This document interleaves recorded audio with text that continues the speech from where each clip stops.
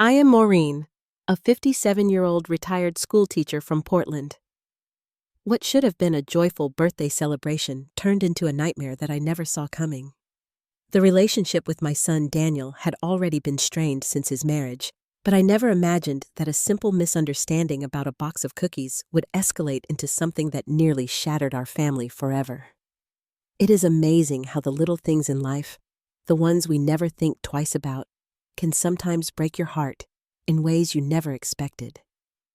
Before I tell you how a simple box of cookies nearly destroyed my relationship with my only son, let me know where you're watching from and hit that subscribe button if you've ever had family misunderstandings spiral out of control.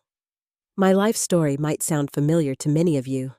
I was widowed 10 years ago when my husband Thomas suffered a sudden heart attack while working in the garden. It was a beautiful Sunday afternoon in May, and just like that, my world collapsed. The paramedics tried everything, but by the time they got him to the hospital, he was gone. I remember standing in that sterile hospital hallway, feeling like I was watching someone else's life unfold. Daniel, my only child, was 22 at the time. He was in his final year of college, studying business administration. Thomas had been so proud of him, always talking about how our son would go far in life. The bond between Daniel and me had always been special, but after his father passed, we became even closer. He would come home every weekend, and we would have dinner together on Sunday nights. It became our little tradition. During the week, we would talk almost daily sometimes, just for a few minutes, other times for hours. The 5 years after Thomas died were difficult, but Daniel was my rock. He graduated, got a good job at a marketing firm in the city, and still managed to make time for me. I never felt like I was burdening him, because he always assured me that our relationship was equally important to him. Then 5 years ago, everything changed when Daniel met Catherine at his workplace. She was a graphic designer who had just joined the company. When he first told me about her, I was thrilled. My son deserved happiness, and from his descriptions, Catherine seemed like a lovely young woman. She was 25, then ambitious creative, and according to Daniel, had the most beautiful smile. I still remember the first time I met her. Daniel brought her to one of our Sunday dinners. She was polite and brought me flowers, which I thought was a nice gesture. But I noticed something right away that gave me pause, the way she talked about her mother, Sandra. Every other sentence seemed to start with, "My mom says," or "My mom thinks." I brushed it off, thinking it was just first meeting nerves. Their romance moved quickly. Within 6 months, Daniel was showing me engagement rings online, asking for my opinion. I was happy for him, but suggested they might want to take more time to get to know each other. He laughed it off, saying, "When you know, Mom." The proposal was elaborate. Daniel took Catherine to the same beach where my husband had proposed to me 30 years earlier. He had remembered all the details I had shared with him over the years and recreated the moment right down to the picnic with strawberries and champagne. I was touched that our family history meant so much to him. Then came the wedding planning, and that was when I first began to sense that something wasn't quite right. Catherine's mother, Sandra, took control of everything. I was barely consulted. When I offered to help with the invitations or suggested a family recipe for the menu, Sandra would smile tightly and say, "We have already decided on that, but thanks." I noticed how Catherine deferred to her mother on every decision while my suggestions were politely acknowledged, then promptly ignored. The wedding itself was beautiful, but painful for me. I discovered at the rehearsal dinner that I had been seated in the second row during the ceremony, while Sandra and her husband were prominently placed in the front row. When I quietly mentioned this to Daniel, looking for reassurance, he seemed uncomfortable and said, "Catherine thought it would be easier this way, since her parents are paying for most of it." I swallowed my hurt and smiled, not wanting to create problems on his special day. After the honeymoon, I hoped things would settle into a new normal. Perhaps we could alternate Sunday dinners between my house and theirs. But the weekly dinners became monthly, then occasionally. Phone calls that used to happen daily became weekly, then sporadic. When I would suggest getting together, there was always some reason they couldn't make it. They were renovating their new house, or Catherine had a work deadline, or they had plans with Sandra and her husband. I tried to adapt to give them space. I joined a book club, volunteered at the local library, anything to fill the growing emptiness in my life. But it was hard not to notice how Catherine would make subtle comments that made me feel like an outsider. "Daniel's taste has really evolved since we got together," she once said while looking at a painting I had given him years ago. Or, "We're trying to eat healthier now," when declining my offer to make his favorite childhood meal. Meanwhile, Sandra's presence in their lives seemed to grow. They had Sunday dinners at her house every week. They went on vacations with her and her husband. Sandra even had a key to their new house and would stop by whenever she wanted. I only knew these details because Daniel would occasionally mention them in passing, not realizing how each casual comment was like a small dagger. As my 57th birthday approached, I found myself hoping that perhaps this would be an opportunity for reconnection. In previous years, even with the growing distance, Daniel had always made my birthday special. Last year, he had taken me to a nice restaurant, just the two of us. It wasn't the same as when Thomas was alive, and we would make a weekend of it, but it had been lovely. This year, however, a week before my birthday, Daniel called to say he and Catherine would be out of town that weekend for a work conference of hers. I tried to hide my disappointment as he promised to make it up to me when they returned. I assured him it was fine that birthdays weren't a big deal at my age anyway. But the truth was, they were a big deal to me, especially now that I had so few special occasions to look forward to.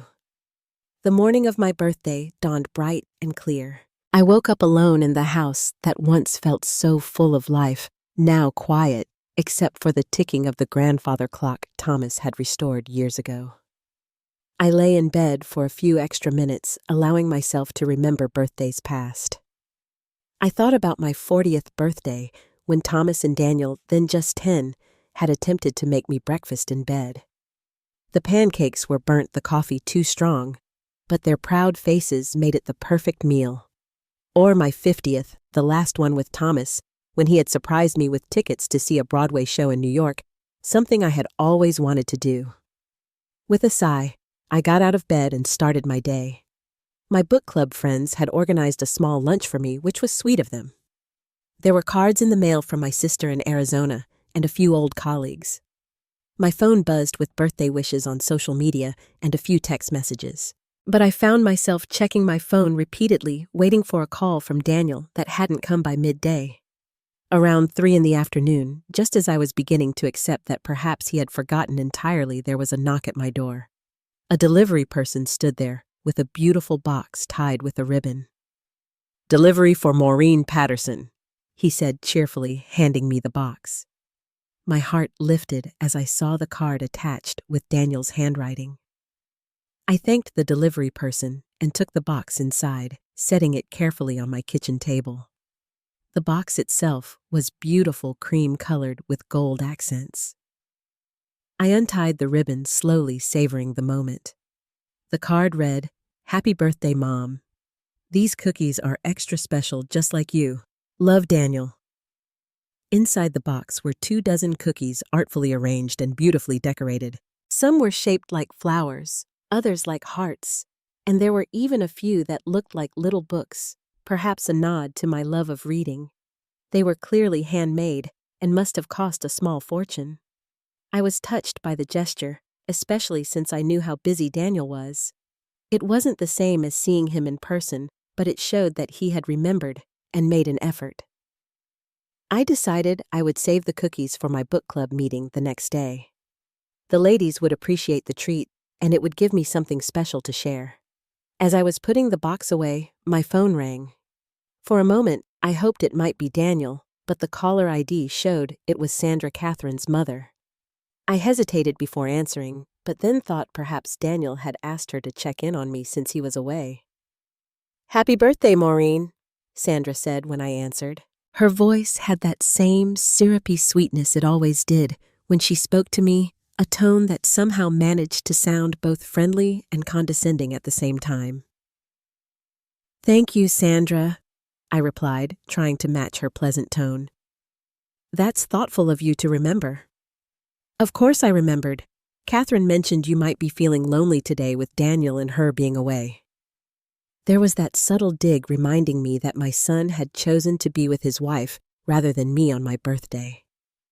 We exchanged pleasantries for a few minutes before Sandra mentioned that she wasn't feeling well. Just a little under the weather. Nothing serious, but I haven't been able to get out much this week. I'm sorry to hear that, I said automatically. Is there anything you need? Oh no, I wouldn't want to impose, she replied in a way that clearly suggested she wanted me to insist. Though I must admit, a little sweet treat always cheers me up when I'm feeling blue. My sweet tooth is my weakness, as Catherine always teases me about. As she spoke, my eyes drifted to the box of cookies on my counter. A thought suddenly occurred to me. Maybe this was an opportunity. Maybe if I did something nice for Sandra, it could help bridge the gap between us. Perhaps if we had a better relationship, I might get to see more of Daniel. Actually, Sandra, I heard myself saying, Daniel just sent me some beautiful cookies for my birthday. I was planning to save them for tomorrow, but I'd be happy to bring some over to you. Oh, Maureen, I couldn't possibly take your birthday present, she protested, but her tone suggested she was already reaching for her teacup. I insist. There are far too many for me to eat alone anyway. The words came out before I had really thought them through. I could drop them by in about 30 minutes if that works for you. Sandra accepted with what sounded like genuine gratitude, and I hung up feeling pleased with myself. This was a gesture of goodwill, a peace offering of sorts. Maybe it would show Catherine and Daniel that I was making an effort with Sandra. I repackaged the cookies, leaving just 2 for myself, and drove the 15 minutes to Sandra's house. Her home was much larger than mine, in one of the newer subdivisions with manicured lawns and 3-car garages. I rang the doorbell box in hand. Sandra opened the door wrapped in an expensive-looking robe, playing up her mild illness. Maureen, you really didn't have to come all this way, she said, but her eyes were fixed on the box. It's no trouble. We're practically family after all, I said, handing her the box. I hope you feel better soon. She opened the box right there at the door, her eyes widening at the beautifully decorated cookies. These look absolutely professional, she commented. Where did Daniel order them from? I'm not sure. The card just said they were special. Well, please thank him for me when you speak to him. This is so thoughtful of you both. As I drove home, I felt a small glow of satisfaction. It had been a simple gesture, but perhaps it was a first step toward a better relationship with Sandra, and by extension, more time with Daniel and Catherine. I decided I would call Daniel tomorrow to thank him for the cookies and mention that I had shared them with Sandra. He would be pleased that I was making an effort, wouldn't he? When I got home, I had one of the 2 cookies I had kept for myself with a cup of tea. It was delicious, with hints of vanilla and almond. As I savored it, I thought that even though this birthday had been quieter than I would have liked, it hadn't been all bad. The next morning, just as I was getting ready for my book club, my phone rang. It was Daniel, and I answered eagerly, happy to hear from him. Happy belated birthday, Mom, he said, his voice sounding excited. So, how are the cookies? They were delicious, sweetheart, I replied warmly. Thank you so much for remembering. It was such a lovely surprise. Great. Which one was your favorite? Did you find it yet? There was an eagerness in his voice I didn't quite understand. Well, I only had one so far. But actually, I gave most of them to your mother-in-law. Sandra called yesterday, saying she wasn't feeling well, and she mentioned how she loves sweets, so I thought it would be nice to share them with her. The silence on the other end of the line was immediate and palpable. It stretched for several uncomfortable seconds before Daniel finally spoke, his voice now completely different, tight, with what sounded like disbelief. You gave the cookies to Sandra, all of them. Well, not all of them. I kept 2 for myself. I explained, a flutter of unease beginning in my stomach. I thought it would be a nice gesture, Sandra and I haven't always been on the best terms, and I thought this might help. Another silence, shorter this time, followed by an explosion of words. Mom! Those weren't just any cookies. There was a special message inside them for Catherine. I was planning a surprise vow renewal ceremony for our anniversary next month. My hand flew to my mouth as the implications began to dawn on me. What I didn't know. Your card didn't say anything about that. It was supposed to be a surprise for everyone. Daniel's voice had risen to a shout now. Each cookie had a tiny part of the message written in edible ink on the bottom. They had to be arranged in a specific order to read the full proposal. The bakery spent 3 days making them exactly to my specifications.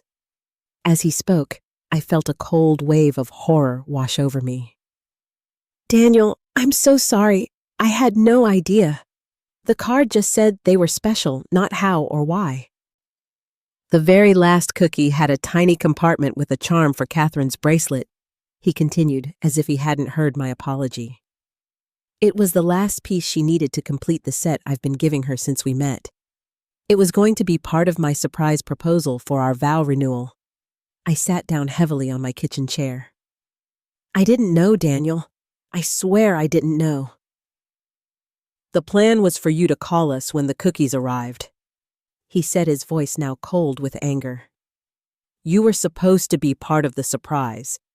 I was going to have you arrange them in the right order and take a picture to send to Catherine as the first clue in a treasure hunt that would lead to our vow renewal ceremony. It wasn't explained in the card, I said weakly. There were no instructions. There was a printed sheet in the box, Mom, a whole page of instructions with diagrams. I frantically tried to remember if I had seen any such sheet. I didn't see any instructions, Daniel, just the cookies and your card. I can't believe this, he said, and I could hear the hurt and disappointment in his voice. I've been planning this for months. Everything was timed perfectly, and now it's ruined. We can fix this, I said desperately. I'll call Sandra right now and explain. Maybe she hasn't eaten them yet. Do you really think Sandra hasn't immediately devoured a box of gourmet cookies? His laugh was harsh and unfamiliar. And even if by some miracle she hasn't, the surprise is ruined now. Catherine will find out one way or another. Daniel, please. I'm so sorry. Let me try to make this right. I have to go, he said abruptly. I need to figure out what to do now. Daniel, wait, I pleaded, but the line had already gone dead. I stared at my phone in shock, then immediately tried to call him back. It went straight to voicemail. I sent a text apologizing again and explaining that I truly hadn't seen any instructions. No response. In a panic, I called Sandra's number. It rang several times before going to voicemail. I left a message trying to sound calm, asking her to call me back as soon as possible regarding the cookies. Then I paced my kitchen, replaying the events of the previous day in my mind. Had there been an instruction sheet, I tried to remember opening the box, but in my excitement at receiving a gift from Daniel, had I somehow missed it? Had it fallen on the floor? I searched my kitchen thoroughly, but found nothing. 20 minutes later, my phone buzzed with a text from Catherine. My heart sank as I read it. How could you do this to Daniel? He worked so hard to make this surprise perfect.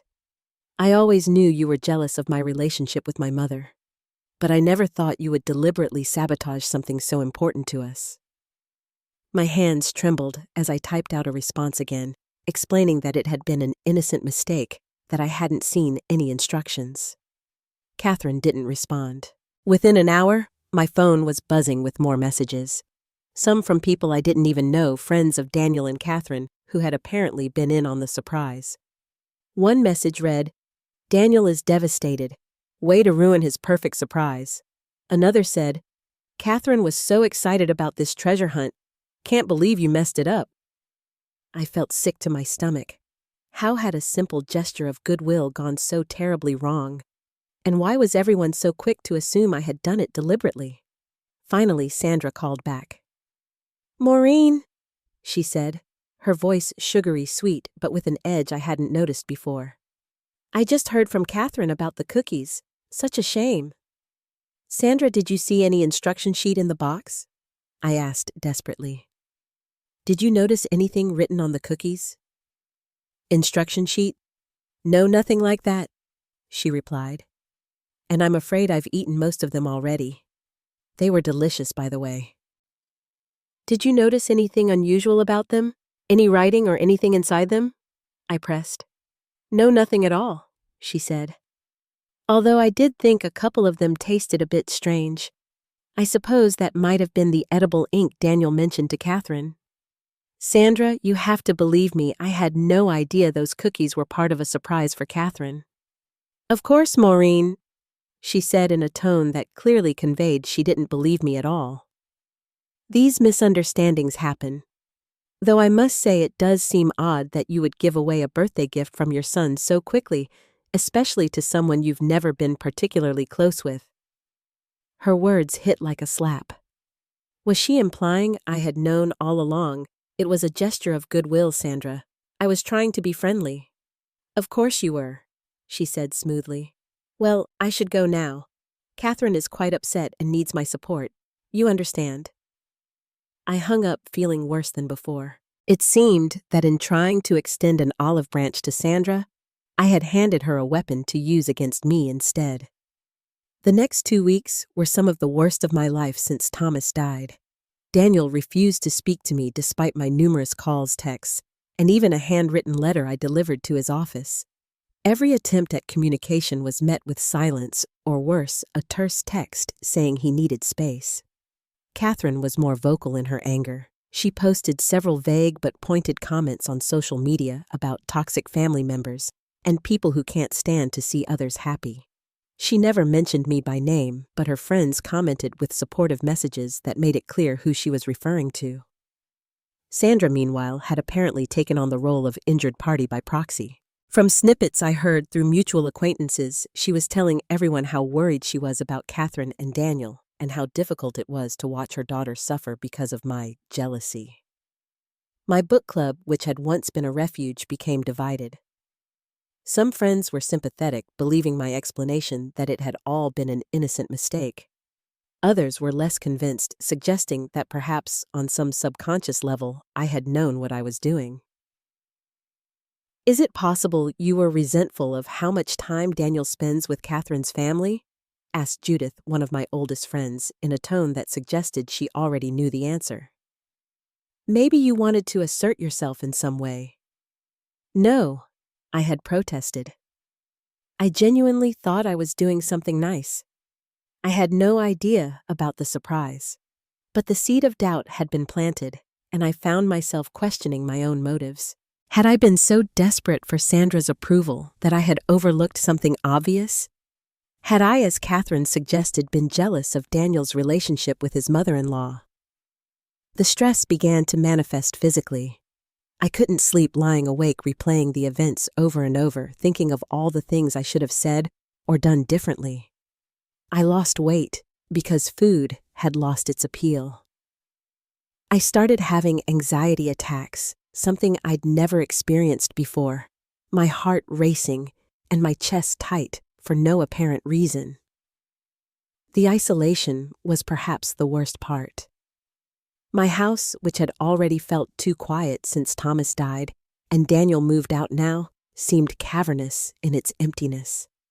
I found myself talking to the photos of Thomas that still decorated my living room, asking him what I should do, how I could fix this mess I had inadvertently created. One evening, as I was scrolling through social media, a particularly painful image appeared on my feed. It was a family dinner at a restaurant I didn't recognize. Daniel and Catherine were there, along with Sandra and her husband, and several other people I assumed were Sandra's relatives. They were all smiling, raising glasses in a toast. The caption read, "Family is everything." I wasn't in the picture. I hadn't even known about the dinner. The realization that I had been so completely excluded from my son's life hit me like a physical blow. I closed my laptop and cried until I had no tears left. With Thanksgiving approaching, I found myself wondering if I would even receive an invitation to dinner, or if I would be spending the holiday alone for the first time in my life. The thought was almost unbearable. It was during this lowest point that I began to consider more drastic measures. Maybe I should move away, start fresh somewhere new. My sister had been asking me to consider relocating to Arizona since Thomas died. Perhaps it was time to accept that the life I had built here was crumbling, and that my presence was causing more harm than good to the people I loved most. I went so far as to look up real estate listings in Sedona, imagining a small house with a view of the red rocks, a completely different landscape from the green of Portland. It would be a clean break, a fresh start. But even as I considered it, a small, stubborn part of me rebelled at the thought of being driven away from my home, my community, and my son because of a misunderstanding. It was that small spark of rebellion that eventually pulled me out of my despair and made me realize that I needed to take control of the situation instead of letting it control me. After days of beating myself up and feeling hopeless, I woke up one morning with a new resolve. If I was going to repair my relationship with Daniel, I needed clarity first. I needed facts, not emotions. I needed to understand exactly what had happened and why it had escalated so dramatically. My first step was to contact the bakery that had made the cookies. The name was on the box, an upscale place downtown known for its artisanal creations. I called them and explained the situation as calmly as I could. "I'm trying to understand what happened with a special order my son made," I told the sympathetic woman who answered. "They were message cookies for a vow renewal proposal delivered to me last week." "Oh yes, I remember that order," she said immediately. "It was quite elaborate. We don't often get requests that complex." "Was there an instruction sheet included with the delivery?" I asked. "Absolutely," she confirmed. Mr. Patterson was very specific about that. There was a printed card with diagrams showing how to arrange the cookies to reveal the message and an envelope with additional instructions for the recipient. My heart sank. "And these were inside the box with the cookies?" "No, they were attached to the delivery slip. The courier was instructed to give them to the recipient before handing over the box." A glimmer of hope. "So they weren't inside the box at all?" "No, ma'am, they were separate." I thanked her and hung up, my mind racing. I hadn't received any delivery slip or separate instructions. Had the delivery person forgotten, I tried to remember the interaction, which had been brief. He had simply handed me the box and left once I confirmed I was Maureen Patterson. On a hunch, I went out to my recycling bin. It hadn't been picked up yet, so I began carefully sorting through the contents. And there, crumpled among the junk mail and empty cereal boxes, was a large envelope I didn't remember seeing before. It must have been stuck to the bottom of the box or fallen into a shopping bag I'd recycled. With trembling hands, I opened it. Inside was exactly what the bakery had described, a detailed instruction sheet with diagrams showing how the cookies should be arranged and a sealed envelope marked, "Read this first." The envelope contained a note from Daniel explaining the entire plan, how I was supposed to be the starting point for Catherine's treasure hunt, ending with a romantic dinner where he would propose the vow renewal. I sat on my kitchen floor, surrounded by recycling, and read through everything twice. It was all there exactly as Daniel had described on the phone, but I truly hadn't seen any of it before giving the cookies to Sandra. I had never opened this envelope. Now I had proof that I hadn't deliberately sabotaged Daniel's surprise. But I also had questions. If Sandra had received the same cookies in the same box, how had she not noticed anything unusual about them? The bakery had confirmed that each cookie had part of a message written on it, and one contained a special compartment with the charm. It seemed unlikely that someone could eat 24 cookies and not notice these details. I decided my next step was to talk to someone close to Catherine, someone who might have more information about the plan. I remembered that her best friend Lisa had been mentioned as part of the treasure hunt. After some internet searching, I found her contact information and reached out. Lisa was understandably wary when I called, but when I explained that I was trying to clear up a misunderstanding, she agreed to meet me for coffee. I want you to know that I truly had no idea about Daniel's plan. I told her once we were seated at a quiet table in a local cafe. I never saw the instructions that came with the cookies.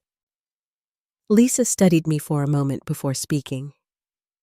I believe you, Maureen. I've known Catherine since college, and honestly, something about this whole situation hasn't felt right to me. Relief washed over me. What do you mean? She lowered her voice slightly. Catherine showed me the texts from her mother about the cookies.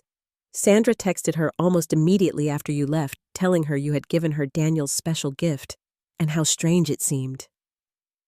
But when I spoke to Sandra the next day after Daniel called me, she claimed she had already eaten most of the cookies and didn't notice anything unusual about them. Lisa's expression changed. That's not possible. Daniel showed me the cookies before they were delivered. There was no way someone could eat them and not notice the writing. Each one had a word or phrase in bright blue icing on the bottom. I felt a chill run down my spine. And the charm one cookie was supposed to have a charm inside. Yes, it was in the center cookie in a little hollow covered with icing. It was obvious once you bit into it. We looked at each other, the implication hanging in the air between us. Has Sandra always been this involved in their relationship? I asked carefully. Lisa hesitated, then seemed to make a decision. I probably shouldn't be telling you this, but Catherine and I have had our issues lately because of how much control Sandra exerts over her life. It's gotten worse since she and Daniel got married. She pulled out her phone and scrolled through some messages. Look at this. Sandra texted Catherine the day before your birthday. The message read, "Don't forget the plan we discussed about Maureen. It's important to establish boundaries now before the holidays." What plan? I asked, my voice barely above a whisper. I don't know exactly, but Catherine has mentioned that her mother thinks you're too involved in their lives. She's been pushing Catherine to create more distance. The pieces were starting to fall into place, creating a picture I didn't want to see but couldn't ignore. I thanked Lisa for her time and honesty and left with a new determination. My next step was bold, perhaps even reckless, but I felt I had no choice. I called Sandra directly using an app that would record our conversation. It might not be admissible in court, but I wasn't planning a lawsuit. I just needed evidence of the truth. Sandra, I'm calling about the cookies again, I said when she answered, my voice calm and controlled despite my racing heart.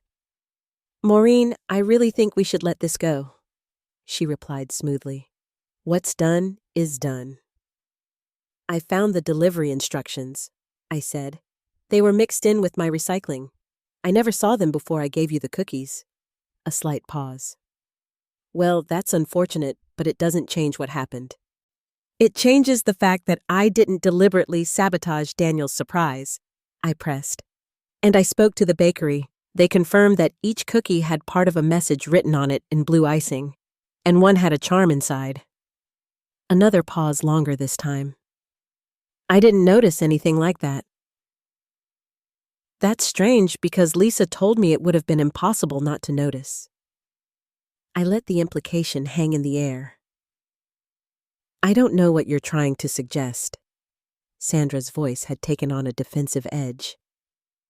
I think you knew exactly what those cookies were for, I said quietly. I think you saw the message and the charm, and you deliberately kept it to yourself to create a rift between me and Daniel. That's absurd, she scoffed, but there was a hint of uncertainty in her voice now. Is it, you texted Catherine about handling me the day before my birthday? What did you mean by that, Sandra? I don't know what you're talking about, she replied, but her voice had risen slightly. I think you do. I think you've been trying to push me out of Daniel and Catherine's lives since they got married. The wedding, seating, the Sunday dinners, I'm never invited to the constant comments about how busy they are whenever I try to make plans. You're being paranoid, Maureen. Maybe this is why Daniel needs some space from you. Or maybe he needs to know the truth, I countered. Maybe he needs to know that his mother-in-law deliberately sabotaged his surprise proposal to create drama. You have no proof of that, she snapped, her composure finally cracking. Don't I? You just said you didn't notice anything unusual about the cookies. The bakery and Lisa both confirmed that would be impossible. The blue writing was obvious, Sandra, and the charm would have been impossible to miss. There was a long silence, and when Sandra spoke again, her voice had changed completely.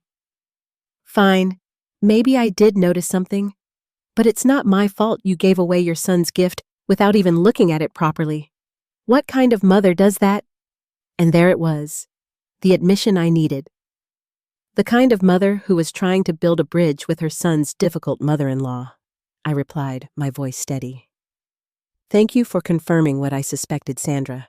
I'll be sure to let Daniel know about our conversation. I hung up before she could respond, my hands shaking, but my resolve stronger than ever.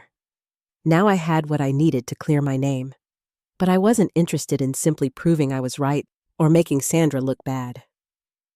What I wanted was to repair my relationship with my son, and that would take more than just evidence. Over the next few days, I put together a careful plan. First, I wrote a detailed letter to Daniel explaining exactly what had happened from my perspective, including my conversation with Sandra. I included a timeline of events and attached the original instructions I had found in my recycling. But I was careful to keep the tone non-accusatory. This wasn't about blaming Sandra. It was about clearing up a misunderstanding. Next, I created a care package that spoke to our shared history. I included photos of Daniel growing up, ticket stubs from concerts we had attended together, and a copy of his favorite childhood book that I had kept all these years. I baked his favorite cookies, the ones I used to make when he was little, using Thomas's recipe that Daniel had always loved. I included a heartfelt note expressing how much he meant to me and how sorry I was for the misunderstanding. Rather than sending it all to his house where I feared it might be intercepted or ignored, I delivered it personally to his workplace during lunch hour. I didn't try to see him, just left it with his assistant with a simple request that he look through it when he had a moment of privacy. Then came the hardest part, waiting. I had done all I could to reach out and clear up the misunderstanding. Now it was up to Daniel to decide if he was ready to hear my side of the story. As difficult as this whole experience had been, it had taught me something valuable. I had spent too much time being a passive participant in my relationship with Daniel, allowing myself to be gradually sidelined without standing up for my place in his life. Whatever happened next, I would no longer be that person. I deserved better, and more importantly, so did Daniel. He deserved the full truth about the people in his life, including his mother-in-law. 3 days after I delivered the package to Daniel's office, I was in my garden deadheading the late roses when I heard a car pull into my driveway. I looked up to see Daniel getting out, his expression unreadable. My heart leapt into my throat, but I forced myself to stay calm as I set down my shears and pulled off my gardening gloves. Daniel, I said simply, trying to keep the tremor from my voice. He stood awkwardly at the edge of the garden. Mom, can we talk? Of course. I gestured toward the patio furniture. Would you like some iced tea? He nodded, and I went inside to prepare our drinks, giving us both a moment to collect our thoughts. When I returned with the glasses, he was seated at the table looking at the roses I had been tending. Dad planted these, didn't he? He asked as I set his drink in front of him. Yes, the year before he died. He said every garden needs roses. The memory brought a small smile to my face, despite my nervousness. Daniel took a sip of his tea, then set the glass down carefully. I got your package. And your letter. I nodded, waiting for him to continue. I believe you, Mom, about not seeing the instructions, about not knowing what the cookies were for. His voice was quiet but steady. Relief flooded through me. Thank you, Daniel. That means everything to me. I should have given you the benefit of the doubt, he continued. Instead of jumping to conclusions and shutting you out, I'm sorry. You were upset. It was a special surprise that went wrong. It's understandable.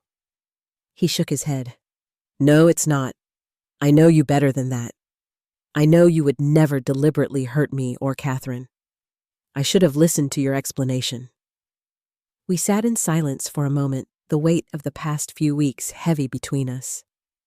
About Sandra? He finally said, his expression darkening slightly. I spoke with her after reading your letter. I didn't want to cause problems between you and Catherine's family, I said quickly. That wasn't my intention in telling you what happened. I know that, but the truth is, there have been other incidents that suddenly make a lot more sense now. He ran a hand through his hair, a gesture so like his father that it made my heart ache. Like messages from you that Sandra supposedly passed on, but that never matched what you actually said. Or plans that got canceled because of misunderstandings about dates and times. I had no idea, I said softly. Neither did I, not really. I think I didn't want to see it, but Catherine has been noticing things too. The way her mother always has to be at the center of everything. The way she tries to control our decisions. He looked at me directly then. Catherine heard the end of my conversation with Sandra. She heard her admit that she saw the message in the cookies and didn't say anything. It was eye-opening for her. That must have been difficult for Catherine to hear.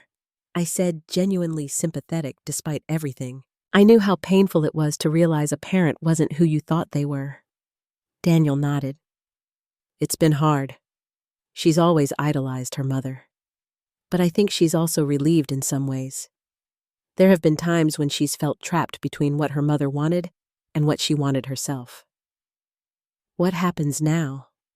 I asked, almost afraid to hear the answer. Now we rebuild, he said simply. Catherine and I have agreed that we need to establish some boundaries with her parents, and I need to make amends with you. There's nothing to make amends for Daniel. It was a misunderstanding that got blown out of proportion. No, Mom. It's more than that. I've let you be pushed to the sidelines of my life, and that's on me. I should have noticed what was happening and stood up for your place in our family. His words touched something deep inside me, a hurt I had been carrying for so long that I had almost forgotten it was there. I've missed you, I said simply, my voice breaking slightly. I've missed you too, more than I realized. He reached across the table and took my hand. Catherine and I would like to have dinner with you this weekend, just the three of us. If you're available, I'd like that very much. And we'd like to start having regular family dinners again. Maybe not every week at first, but regularly. What about Sunday dinners with Sandra and her husband? I couldn't help asking.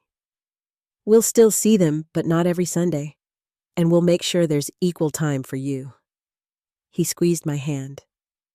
You're my mother, and you deserve to be a priority in my life. I blinked back tears, not trusting myself to speak. Catherine wants to talk to you too, he continued. She feels terrible about the things she said and the way she jumped to conclusions. I understand why she did. She was protecting you, and her relationship with her mother is important to her. Yes, but she also knows she was unfair to you. She'd like the chance to apologize in person and start fresh. I'd like that too, I said sincerely. We spent the next hour talking more openly than we had in years. Daniel shared how he had felt torn between his new life with Catherine and his relationship with me, never quite finding the right balance. I told him about my loneliness and my fear of becoming an afterthought in his life. It was painful at times, but necessary, like lancing a wound to let it heal properly. When he finally had to leave to return to work, we hugged tightly at the door, both reluctant to let go. I love you, Mom, he whispered. I love you too, sweetheart. always. As I watched him drive away, I felt lighter than I had in months. The road ahead wouldn't be perfect. There would still be challenges and adjustments as we all learned to navigate our new family dynamic. But for the first time in a long time, I felt hopeful about my place in my son's life. The dinner that weekend was initially awkward. Catherine was nervous, alternating between overly polite and apologetic. I tried to put her at ease, assuring her that I held no grudges and was looking forward to a fresh start. Daniel played mediator, guiding the conversation to safer topics when needed. But as the evening progressed, something shifted. Catherine began to relax, sharing stories about her work and asking genuine questions about my life. Daniel watched us with a smile, occasionally joining in, but mostly seeming content to see the two women in his life finding common ground. By dessert, we were laughing together over a silly story Catherine told about a design project gone wrong. It wasn't forced or fake. It was a genuine moment of connection. As I looked at their faces across the table, I realized that this was what I had wanted all along, not to be the center of their lives, but to be a welcome and valued part of them. At the end of the evening, Catherine hugged me goodbye, a real hug, not the stiff, obligatory ones we had shared in the past. "I'm sorry things got so twisted around," she said quietly. "I'd like to get to know you better, the real you, not the version my mother described." "I'd like that too, Catherine," I replied, meaning it. As they left, Daniel whispered, "Next week at our place I'll cook."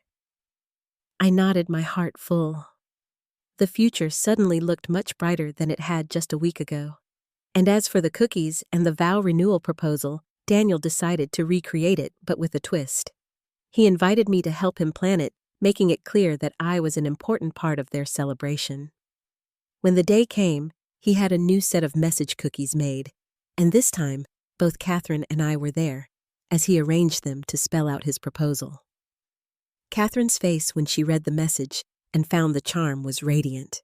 But what meant the most to me was the moment after she had accepted, when she turned to include me in their hug, making it clear that I wasn't an outsider, but part of their joy. 6 months have passed since the cookie incident, as we now call it, with a touch of humor. The change in our family dynamic has been remarkable, though not without its challenges. Daniel and Catherine now have dinner at my house once every 2 weeks, and I go to their place on alternate weeks.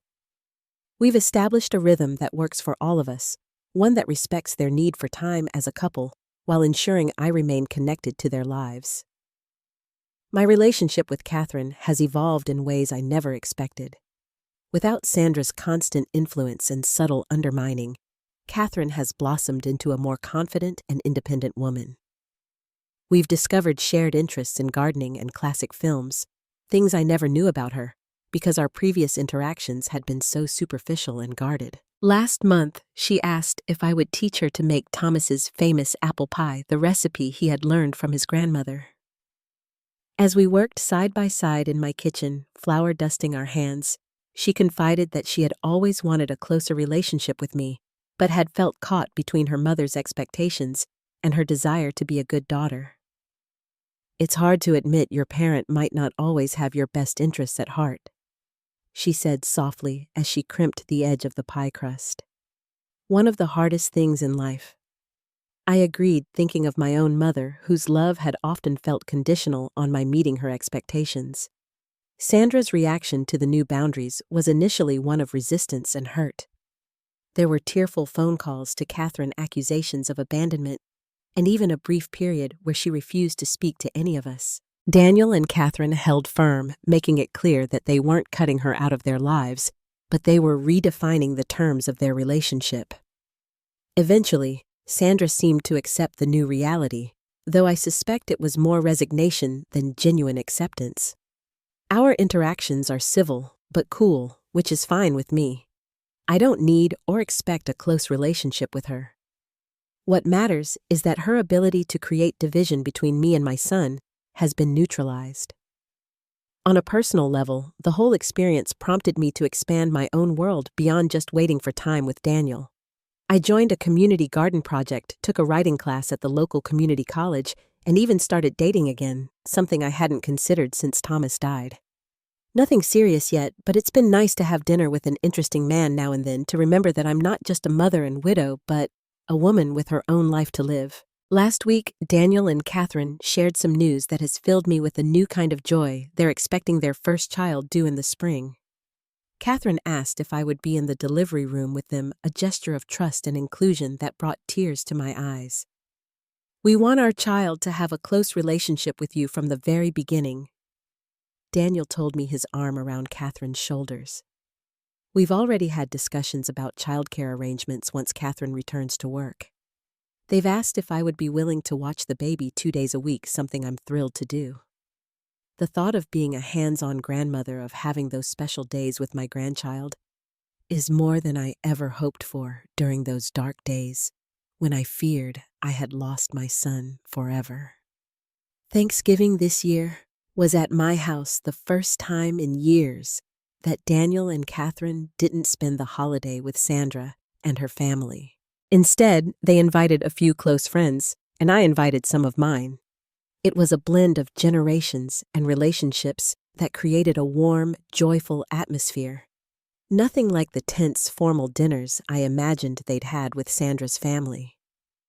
As I look back on the journey from that fateful box of cookies to where we are now, I'm struck by how something that seemed so catastrophic at the time led to healing and growth I might never have experienced otherwise. The miscommunication over those cookies forced issues to the surface that had been simmering for years, issues that might have continued to fester indefinitely if not for that catalyst. I've learned that family relationships are not static or guaranteed. They require constant nurturing, honest communication, and sometimes difficult confrontations. I've learned that it's never too late to set boundaries or to rebuild what's been damaged. And perhaps most importantly, I've learned that assumptions and misunderstandings can cause as much harm as deliberate cruelty, especially when underlying issues remain unaddressed. For those of you watching who might be struggling with family tensions or feeling pushed aside by in-laws or other family dynamics, know that change is possible. It requires courage, patience, and a willingness to speak your truth calmly and clearly. It means giving others the benefit of the doubt while also standing firm in your own worth. And sometimes it means being the one to extend the olive branch, even when you feel you've been wronged. The sweetest things in life aren't cookies or cakes, but the moments when we choose understanding over assumptions and love over pride.